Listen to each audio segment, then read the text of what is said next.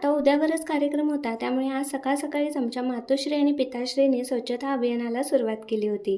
आजच्या व्हिडिओला सुरुवात करण्याआधी आजच्या छोट्याशा मिनी ब्लॉगमध्ये तुम्हा सर्वांचे स्वागत आहे. त्यानंतर मी माझं आवरलं आणि आज मला पार्लरमध्ये अपॉइंटमेंट होती, त्यासाठी मी पार्लरमध्ये आले. आज मला थोडं क्लीनअप वगैरे रेग्युलर क्लीनअप आणि कटिंग करायचं होतं.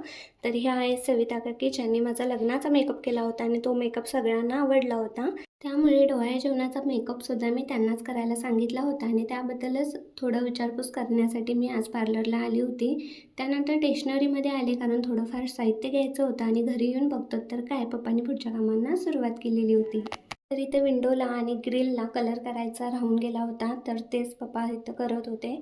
त्यानंतर आम्ही रुखवत पॅकिंग करायला घेतलं, कारण रुखवताची लिस्ट काढताना तर तुम्ही बघितलंच होता. तर ते सर्व साहित्य आणलं होतं, वैशूला मी ते घेऊन यायला सांगितलं होतं आणि आज आम्ही रात्रीच मग हे रुखवत पॅकिंग करून ठेवायला घेतलं, कारण उद्यावर कार्यक्रम आहे आणि उद्या अजून बरीचशी कामं आहेत, त्यामुळे उद्या काय वेळ आम्हाला मिळणार नव्हता.